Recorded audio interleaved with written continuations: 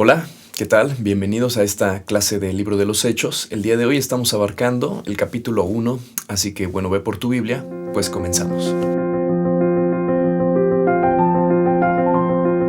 Bien, pues si tienes ahí tu Biblia, vamos a darle lectura, pues acá al Libro de los Hechos, ¿verdad? La última clase, que fue la introducción, estuvimos hablando un poquito sobre el autor, estuvimos hablando también sobre los primeros 3 versículos de la Biblia. También estuvimos ahí analizando algunas pruebas, ¿verdad? Dice, hay pruebas indubitables de que Jesús se apareció a diferentes personas, que esto no fue un hecho aislado, sino que Jesús realmente está vivo. No solamente se apareció a 12, se apareció incluso a más de 500 personas a la vez. Esto hay una evidencia también arqueológica, histórica, así que es un hecho que no podemos nosotros negar, ¿verdad? Y menos nosotros como cristianos lo hacemos también por fe. Pero bueno, el día de hoy estamos abarcando el versículo 4 en adelante. Por favor, vamos a darle lectura. Dice así: y estando juntos, les mandó que no se fueran de Jerusalén, sino que esperasen la promesa del Padre, la cual les dijo, oísteis de mí. En este versículo estamos hablando de que hay una promesa. ¿Cuál promesa? Que vendría el Espíritu Santo, el Consolador, el que nos enseñaría todas las cosas, el que nos regenera, el que nos restaura, el que nos embiste de poder, el que te da dones espirituales, el que nos capacita para hacer la obra, ¿verdad? Esta obra que va a comenzar con estos apóstoles, con los discípulos que en este momento había. Jesús se iba, pero ahora el Espíritu Santo capacitaría, ayudaría a que esta obra, que hasta el día de hoy continúa y continuará hasta que Jesús venga, ¿verdad? Vamos a analizar un poquito estos versículos paralelos y por favor ve a Isaías capítulo 44, donde nos habla que en tiempos mesiánicos esto sucedería. Y dice así, versículo 3. Isaías 44, 3. Dice, porque yo derramaré agua sobre el sequedal y ríos sobre la tierra árida. Mi espíritu derramaré sobre tu generación y mi bendición sobre tus renuevos.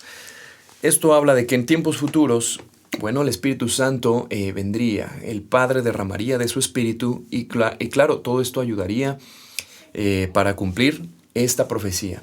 Hasta este momento en el que estamos leyendo, pues se está cumpliendo y se cumplirá. Y claro, las demás factores, las demás cosas, pues bueno, estamos hablando de que es un cumplimiento parcial. Todo esto terminará y se cumplirá completamente cuando Jesús venga por segunda vez. Así que bueno, vamos a analizar también otro pasaje que vamos a encontrar ahí en Juan 14, versículo 16 y 17. Juan 14, 16 y 17, donde vemos a Jesús también hablando sobre esta promesa. Y dice ahí Juan 14, versículos del 16 al 17, dice, y yo rogaré al Padre y os dará otro consolador para que esté con vosotros para siempre, y el Espíritu de verdad, el cual el mundo no puede recibir porque no le ve ni le conoce. Pero ustedes le conocen, porque mora con vosotros, dice, y estará en ustedes. Este es uno de los versículos, entre muchos, donde nosotros podemos afirmar que vendría el Espíritu Santo. Bueno, acá vamos próximamente a analizar la fiesta de Pentecostés, su significado. Viene el Espíritu Santo, los embiste de poder, reparte dones, pero ahí empieza también un proceso para la iglesia. Toda persona que se empieza a incluir en la familia de Dios llamada iglesia, el Espíritu Santo empieza una obra en cada una persona. Hasta el día de hoy, el día que uno decide seguir a Jesús, que uno recibe a Jesús como su Salvador, el Espíritu Santo que ha venido también nos embiste de poder. Cuando hablamos, predicamos el Evangelio, no somos nosotros, realmente es la palabra de Dios la que hablamos y es el Espíritu Santo el que hace el trabajo. Nosotros simplemente somos obedientes a un mandato de ir y hacer discípulos, pero realmente quien hace el trabajo es el Espíritu Santo. Quien convence de pecado, quien convence de juicio, de justicia es el Espíritu Santo, pero también es el Espíritu Santo el que nos recuerda las cosas. Es nuestro consolador, como dice ahí. Más adelante podemos abarcar un poquito más de las funciones sobre el Espíritu Santo. Pero bueno, acá analizamos de que es una promesa. Vendría y esto se cumple prácticamente, ¿verdad? Bueno, vamos al versículo 5. Dice, porque Juan ciertamente bautizó con agua, mas vosotros seréis bautizados con el Espíritu Santo dentro de no muchos días. Ahora, la Biblia nos habla de algunas clases de bautismos, ¿verdad? Entre ellos el bautismo en agua. Predicado primeramente por Juan el Bautista. Juan el Bautista, pues, él hablaba de un mensaje, ¿verdad? De arrepentimiento. El reino de los cielos se está acercando, arrepiéntanse. Y cuando una persona tomaba una decisión de arrepentimiento, Juan el Bautista lo bautizaba. Pero también vemos que cuando una persona recibe a Jesús como su Salvador y le sigue, el siguiente paso de obediencia es bautizándolo. Ustedes recuerdan ahí Mateo 28, los últimos 5 versículos, donde Jesús dice, toda potestad me es dada arriba y aquí en la tierra, ¿verdad? Por tanto, id y haced discípulos, enseñándoles todas las cosas que les he enseñado y bautizándoles que en el nombre del Padre, del Hijo y del Espíritu Santo. Es una orden. Toda persona que realmente está siguiendo a Jesús y que listo, ha aceptado esa enseñanza, estoy de acuerdo con lo que dice Jesús, de que soy pecador, pero también necesito de Él, porque Él tiene salvación para mí a través de su sangre y su sacrificio en la cruz. Y yo todo eso lo creo y creo realmente en Jesús como mi Señor y mi Salvador. El siguiente paso es listo. Evidentemente me voy a bautizar, que es públicamente estoy diciendo, estoy siguiendo a Jesús, yo me he arrepentido, yo creo que realmente Jesús es mi Salvador, es el bautismo, ¿verdad? Pero acá viene otra cosa, nos habla del bautismo en el Espíritu Santo. Y la palabra bautismo, que significa inmerso en, estamos hablando de que el Espíritu Santo viene a morar ahora en la vida de la gente. Viene a morar también en las personas y los creyentes.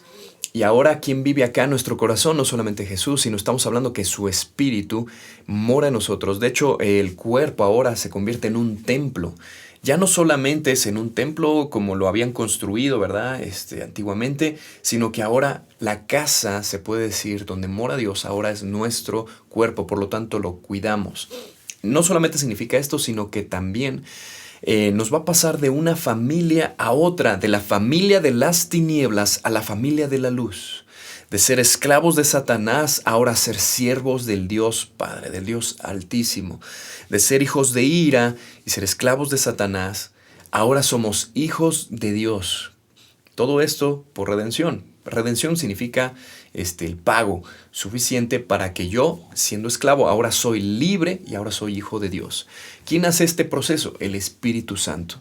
Una persona que recibe a Jesús como su Salvador, una persona que el corazón ya ha sido trabajado, convencido también por el Espíritu Santo de que soy pecador, hay un juicio y listo, me arrepiento, es obra del Espíritu Santo. ¿Qué sucede? Ese bautismo. Y ese bautismo significa que ahora soy inmerso ¿en quién? En Dios. En Dios. Por lo tanto, el Espíritu Santo viene a morar en mi vida y empieza todo un proceso que más adelante vamos a analizar, que es el proceso de restauración, de regeneración. Dones vienen a mi vida, o un don por lo menos viene a mi vida, pero también empiezo a dar fruto poco a poco. La gente empieza a notar que hay un cambio, verdaderamente hay un cambio. Hay 180 grados, hay un giro, verdaderamente se nota que las personas se han arrepentido.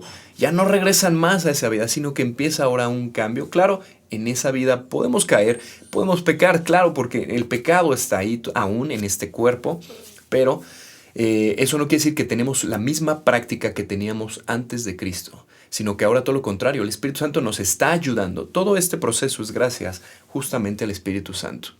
Esto es el bautismo del Espíritu Santo como una evidencia de que realmente somos hijos de Dios. Hay una evidencia, ¿verdad?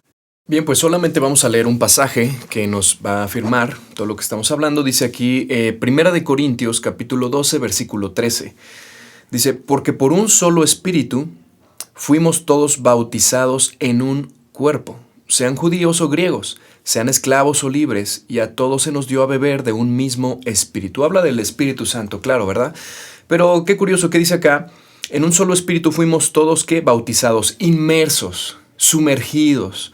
Dice, en un cuerpo. Está hablando de la familia de Dios, el cuerpo de Cristo, la iglesia. Esto nosotros le conocemos como el bautismo del Espíritu Santo. Pasar de una familia a otra. Estamos ahora en la familia de esa iglesia. Pero este proceso lo hace el Espíritu Santo cuando una persona ha nacido de nuevo, cuando una persona ha recibido a Jesús como su Salvador, cuando una persona ha sido convencida y listo, Cristo es mi Señor y Salvador. Yo soy un pecador, no puedo salvarme a mí mismo, no puedo pagar el costo, pero hay alguien que lo pagó, yo le creí, ahora le estoy siguiendo, el Espíritu Santo viene a morar, viene a sellarme también, pero ¿qué sucede? Que está haciendo justamente todo este proceso. Me está pasando ahora al cuerpo de Cristo. Estoy siendo sumergido, se puede decir, en este cuerpo. Muy bien.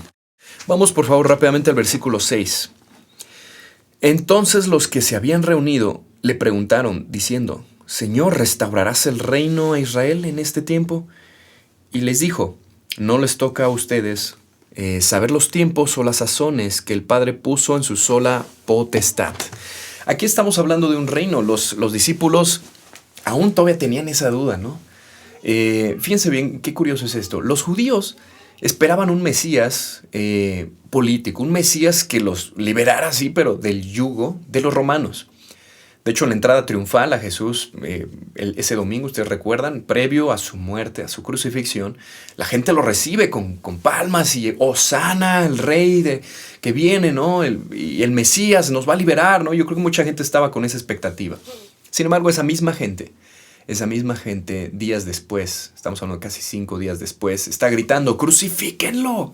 ¡Crucifíquenlo! Esa misma gente perdió sus expectativas. No era el Mesías que ellos esperaban, que lo liberara, que hiciera revolución, guerra y quitara al imperio romano para que ellos tuvieran otra vez sus tierras y vivieran libremente o normal. Algo que también estaba escrito, ¿verdad? Proféticamente. Ahora, esto no quiere decir que no va a pasar, esto va a suceder, pero sucederá cuando venga Jesús por segunda vez. Esto va a suceder.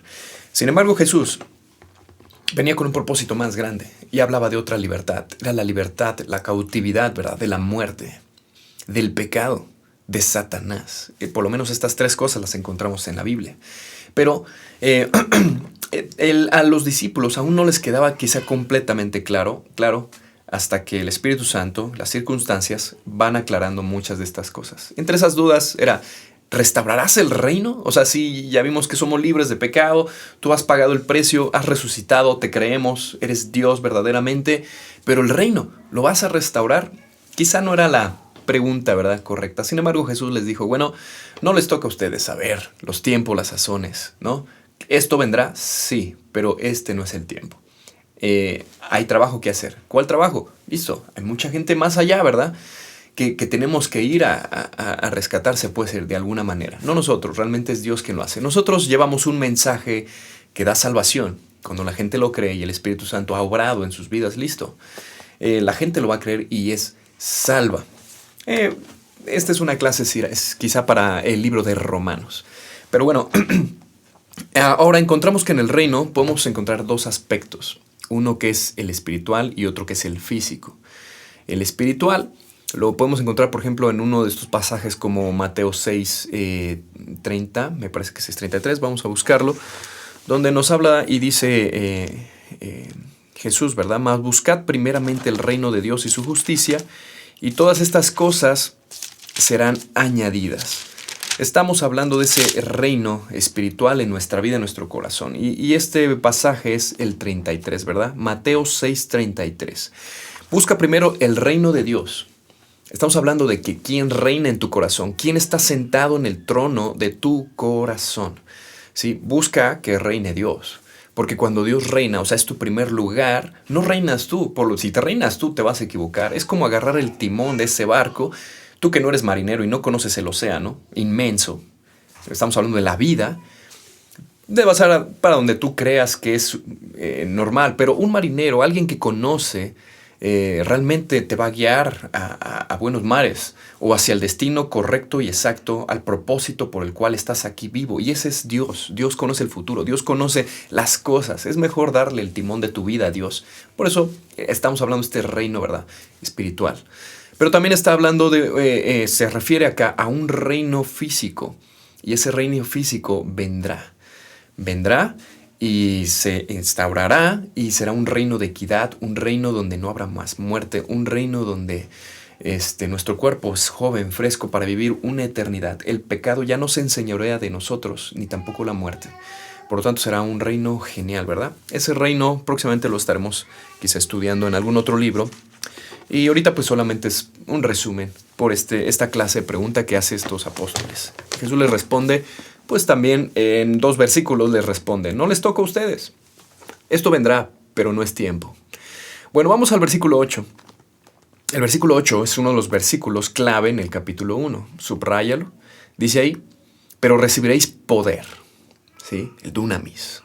Poder. ¿De parte de quién o cómo? Dice, cuando haya venido sobre vosotros, ¿quién?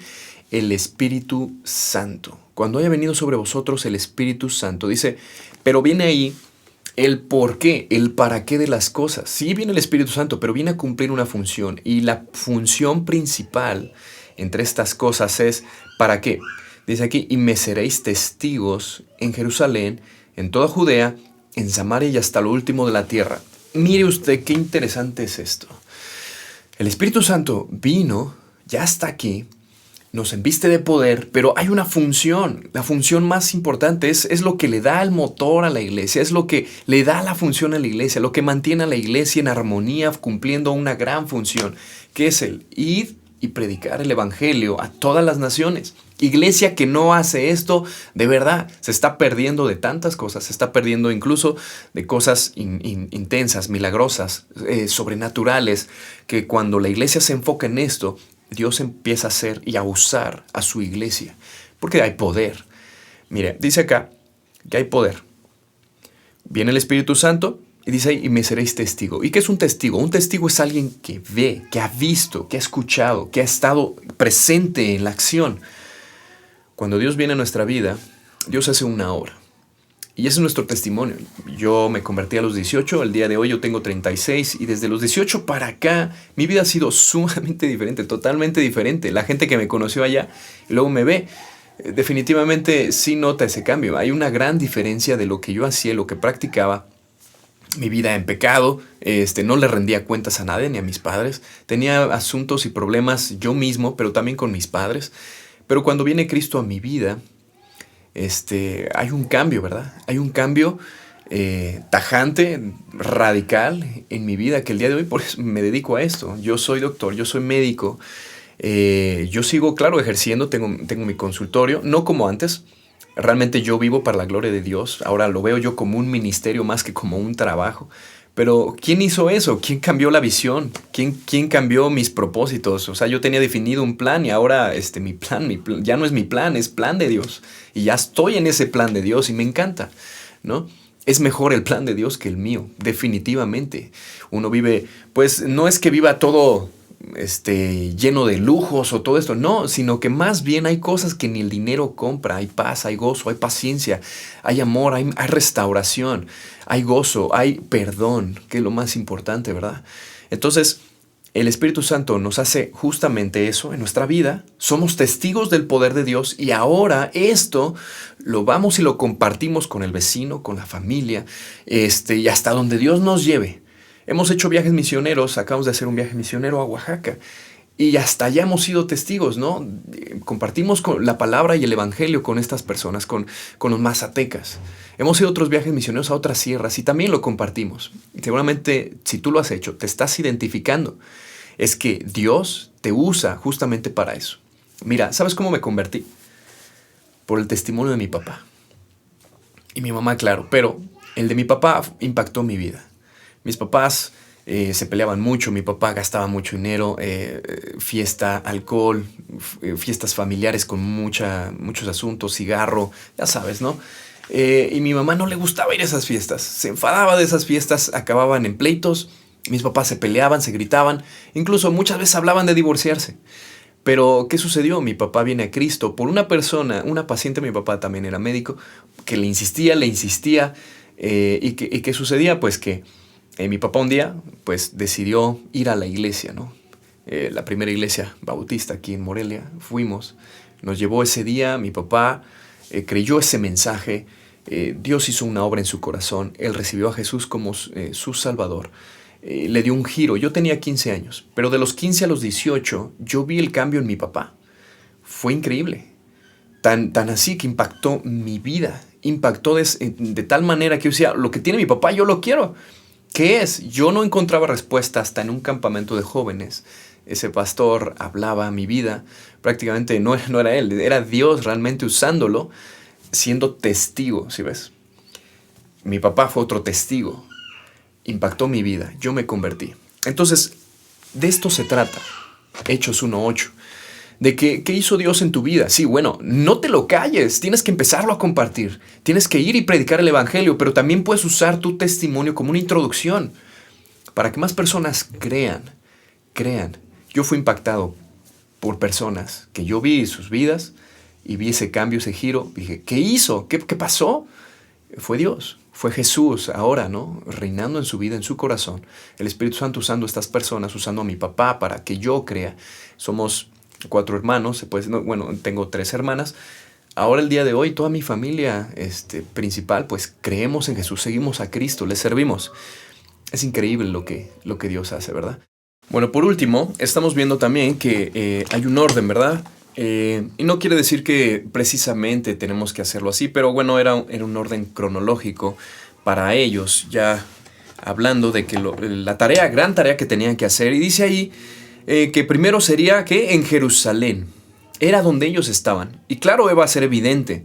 Judea, que era alrededor, ¿verdad? Después dice Samaria y dice acá hasta lo último de la tierra. El día de hoy estamos en el otro lado del mundo. Bueno, estamos aquí en México y llegó el Evangelio. Estamos hablando que por lo menos hace 100 y algo de años llegó el Evangelio a México por personas que captaron esto, que saben que no son ellos, es el poder que habita en ellos y es el Espíritu Santo. Personas que dejaron comodidades, personas que dejaron situaciones, familia incluso, y decidieron aventurarse, se puede decir, a ese gran llamado que es para todos, porque todos son llamados, pero quizá dice acá, poco son los escogidos. Bueno, yo quiero ser de ellos. Levanta tu mano, sé valiente, no hay que temer.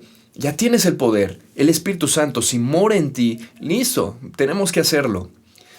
Fueron valientes, el Evangelio ha llegado y miren, somos salvos, ¿no? El día de hoy, qué agradecido estoy, no solamente por eso, sino porque tenemos la palabra de Dios en una traducción al español. Esto es genial, pero allá hubo gente atrás que dio su vida, dejó a un lado sus planes por enfocarse en el plan de Dios. Qué importante es comprender esto.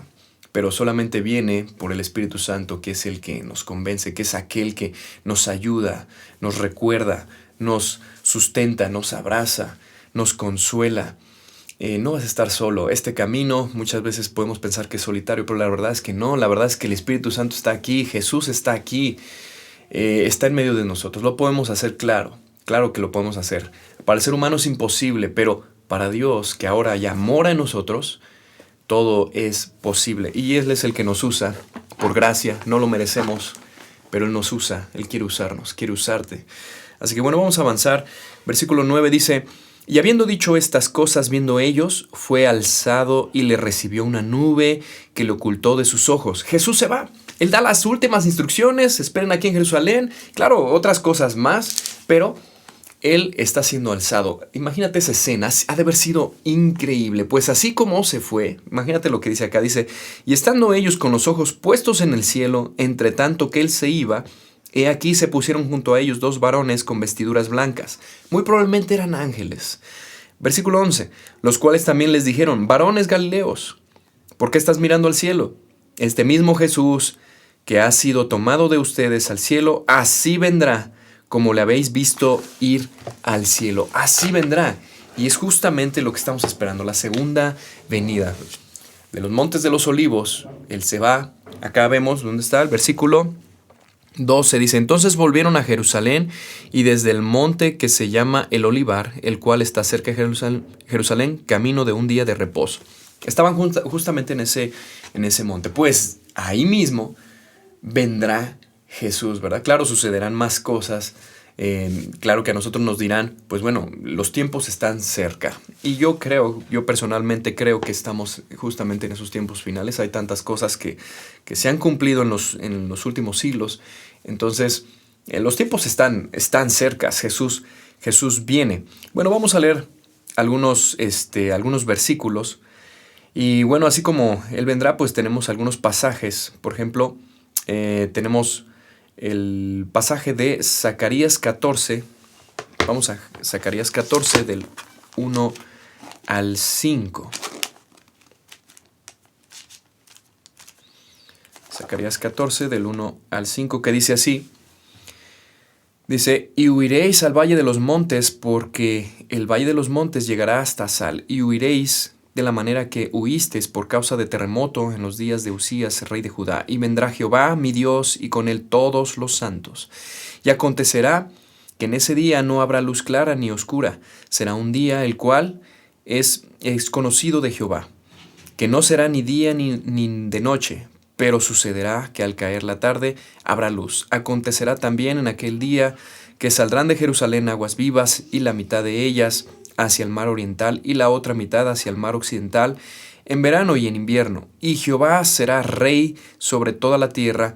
En aquel día Jehová será uno, y uno su nombre.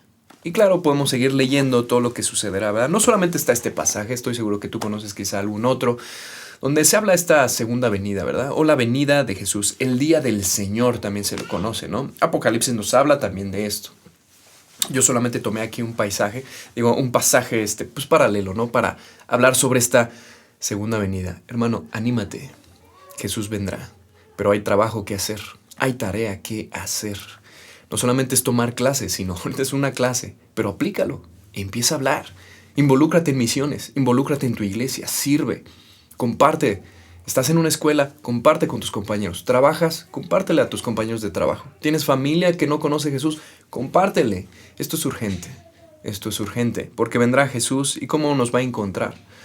¿Sí ves? Bueno, vamos a seguir avanzando. Versículo 13 dice, y entrados subieron al aposento alto donde moraban Pedro, Jacobo y Juan, Andrés, Felipe, Tomás, Bartolomé, los hijos de Alfeo, el celote, Judas, el hermano de Jacobo. Dice, todos estos perseveraban unánimes en oración y ruego con las mujeres y con María, la madre de Jesús, y con sus hermanos. Estaban reunidos no solamente los apóstoles, sino también había más gente. Ahorita nos va a dar ahí un número, ¿verdad? De cuántos estaban ahí reunidos. El versículo 15 dice, en aquellos días Pedro se levantó en medio de los hermanos, dice, y los reunidos eran como 120 en número. Listo. Ya la iglesia se estaba reuniendo esperando la venida del Espíritu Santo para dar comienzo justamente, ¿no? A todo este movimiento que hasta el día de hoy sigue y continuará hasta que Jesús venga. Pero fíjate el versículo 14, nada más quiero aclarar esta parte, que estaban reunidos los apóstoles, María, dice ahí la madre de Jesús, pero también dice ahí, y con sus hermanos. Probablemente esté hablando de los hermanos de Jesús. Ya hemos hablado de este tema. Entre ellos se convierte también Jacobo, que era el medio hermano de Jesús, no el apóstol. Tenemos varios Jacobos en la Biblia. Vamos a hablar más adelante, ¿verdad? Sobre los Jacobos. Una vez que lleguemos, creo que hasta el capítulo 9, 10. Pero acá los hermanos de Jesús estaban también ahí con María. Está hablando de esos hermanos, medios hermanos de Jesús, hijos de José y de María. Encontramos también a Judas, que es el que escribe la segunda carta, bueno, la carta previa al libro de Apocalipsis, que es la carta a Judas, ¿verdad? Medios hermanos de Jesús. Jacobo, su nombre en griego, Santiago, que es el que escribe la carta a Santiago. Jacobo, un líder de la iglesia de Jerusalén, que lo vamos a ver cómo surge acá más adelante en el libro de los Hechos. Ya llegaremos a ese punto para hablar. Pero ahora, fíjense cómo están ellos reunidos, y dice Pedro, ¿no? Se levanta y empieza a decir, varones hermanos, era necesario que se cumpliese la escritura en que el Espíritu Santo habló antes por boca de David acerca de Judas, que fue guía de los que prendieron a Jesús, y era contado con nosotros y tenía parte en este ministerio. Este pues con el salario de su iniquidad adquirió un campo y cayendo de cabeza se reventó por la mitad y todas sus entrañas se derramaron. Y fue notorio a todos los habitantes de Jerusalén, de tal manera que aquel campo se llama en su propia lengua, dice Aceldama, ¿no? Que quiere decir campo de sangre. Porque está escrito en el libro de los Salmos, sea hecha desierta su habitación y no haya quien more en ella. Bueno, esto está en el Salmo 109, versículo 8.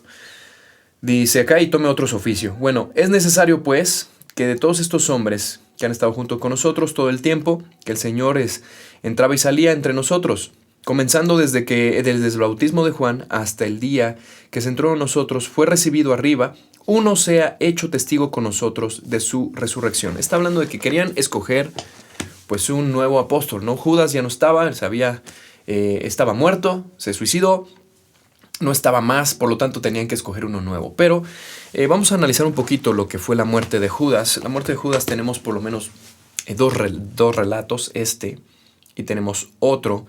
Y pareciera como que hubiera una contradicción, sin embargo, se pueden armonizar. Y pues claro, cada quien aquí pues puede tener su opinión, su convicción. Puedes mandármela, puedes escribirla. Así que vamos a analizar estas diferentes opiniones. La primera, pues bueno, la vamos a encontrar en Lucas. Según Lucas, ¿verdad? Vamos rápidamente a Mateo. No Lucas, Lucas aquí en Hechos, pero tenemos la de Mateo, que es el capítulo 27, versículo 5. Por favor, vamos a leerla. Mateo 27. Vamos rápidamente a Mateo 27, aquí está. Bien, Mateo 27, versículo 5. Dice, y arrojando las piezas de plata en el templo, salió y fue y se ahorcó. Aquí no dice en qué lugar ni cómo fue, simplemente fue como resumido, ¿no? Quizá Mateo cuando escribe fue lo que escuchó, que sucedió, pero no dice lugar, ni dice hora, ni espacio, ni realmente da muchos detalles. Pero lo podemos armonizar con lo que Lucas, recuerden que también no es que él haya estado presente en esa muerte, sino que él escribe lo que él escuchó quizá en su investigación, lo que él descubre y viene acá a plasmarlo, ¿verdad? Él, por ejemplo, él no habla de un ahorcamiento, un suicidio, sino que más bien él habla lo siguiente. Vamos a analizarlo otra vez. Dice versículo 18, pues con el salario de su iniquidad, hasta aquí vamos bien porque, bueno, recibió monedas de plata, dice, adquirió un campo. ¿Sí ves? Ya da más detalles. Dice que adquirió un campo y cayendo de cabeza se reventó por la mitad y todas sus entrañas se derramaron. Entonces, algunos teólogos, ¿verdad? Historiadores, en algunos libros tú lo vas a estudiar también o escuchar o leer, es que, bueno, sí, afirmativamente él se suicida, él compra un campo, claro, en ese campo quizá había un peñasco, un barranco, y el momento de ahorcarse, obviamente necesitaba un lugar libre para no apoyarse con sus pies, y listo. Él se cuelga, se ahorca y cae. Se revienta quizá esa rama de alguna manera, y no solamente es que se ahorcó o algo así, sino que también cae, y como dice acá, muere de esa manera, ¿verdad? Entonces podemos armonizar. Yo la verdad puedo creer en esa armonización, yo tengo pues esa convicción, realmente no es muy relevante el día de hoy, pero queríamos quizá hablarlo, ¿no? De esta manera. Ahora, vamos a la parte que sí importa, y es la otra parte que dice acá, cómo ellos echan suertes, ¿verdad? Para escoger al nuevo que va a adquirir ese espacio ahí vacante del apostolado. Deben ser 12. Jesús nunca dijo que debían ser 12, él llamó a 12. Bueno, está faltando uno, pero no necesariamente tienen que ser 12. Sin embargo, los apóstoles, ya saben, los humanos siempre estamos, no falta uno, listo, tiene que ser así, cuando ni siquiera hay una orden, ¿no? Jesús nunca les dijo, oye, tienen que ser 12, busquen a uno. No vemos en la Escritura eso. Pero tú y yo siempre queremos, pues ser cuadrados con algunas cosas, ¿no? Y, tanto en el culto como en la tradición, cosas que ni siquiera están escritas bíblicamente y queremos nosotros a fuercitas, ¿no? ¿Falta algo? Uy, no, se acaba el mundo, ¿no? Entonces, bueno, acá vemos algo así con los apóstoles. Querían ellos a fuerzas tener ese espacio, ¿no? Y dice acá el versículo 23. Y señalaron a 2, a José llamado Barsabás, que tenía por sobrenombre Justo. Claro, pues testimonio, ¿no? El justo, ¿no? El bien portado. Dice, y a Matías. Y orando dijeron, tú, Señor, que conoces los corazones de todos, muestra cuál de estos 2 has escogido, para que tome la parte de este ministerio y apostolado del que cayó Judas, ¿no? Por transgresión, para irse a su propio lugar. Y les echaron suertes, y la suerte cayó sobre Matías, y fue contado con los 11 apóstoles. Fue contado con los 11 apóstoles, pero esto no quiere decir que Jesús lo haya escogido. Recuerden, el apostolado, el verdadero apostolado, entre los requisitos que hay, los vamos a analizar próximamente, es que hayan visto, primero, que Jesús te haya llamado personalmente a ti, ¿verdad? Él llamó, no fue, yo quiero seguirte, no, fue Jesús y los buscó. Vente, sígueme. 2, que lo hayan visto resucitado. ¿Sí ves? Y 3, que te haya discipulado Él. ¿Sí ves? Son requisitos que los vamos a encontrar en la Biblia, los vamos a analizar próximamente. Pero bueno, acá lo escogieron. Ahora, la pregunta sería, ¿Realmente va a ser un apóstol? ¿Aparecerá más? ¿Acaso él tendrá algo importante en el Nuevo Testamento o en el libro de los Hechos? Parece ser que no. Entonces, pues bueno, simplemente a lo mejor nada más fue algo humano. Vemos que en el Antiguo Testamento Dios también manifestaba su voluntad a través de suertes, pero también vemos que en el Nuevo Testamento esto ya no era necesario. ¿Por qué? Porque estaba ya el Espíritu Santo, que era el que prácticamente dictaba el camino, guiaba a hombres, que hasta el día de hoy sigue guiando a personas, a hombres hacia esa voluntad de Dios. Les revela, vemos que en hecho les revela muchas veces cuál es la voluntad de Dios. También Dios usaba profetas, ¿verdad? Pero bueno, ahora acá están echando suertes a una práctica que en el Nuevo Testamento no se ve más. No se ve más. Por lo tanto, no es confiable, ¿verdad? No es tan confiable. Y bueno, hasta aquí el capítulo 1. Conclusión, hermanos, es evidente no solamente que era necesario el Espíritu Santo, sino es necesario seguir predicando el Evangelio, como hemos dicho, no solamente en Jerusalén, Judea, Samaria, hasta lo último de la tierra. Te invito a que sigas involucrándote en misiones, que sigas involucrándote en tu iglesia, sirve en tu iglesia. Pide a Dios que te diga hacia dónde, que te dé dirección. El Espíritu Santo mora ya en ti.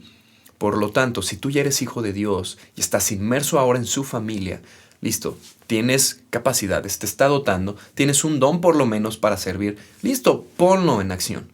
Ponlo en acción. Es necesario seguir avanzando en el reino de Dios. Jesús viene y la tarea que Él nos encargó de ir a hacer discípulos incluye eso. Listo.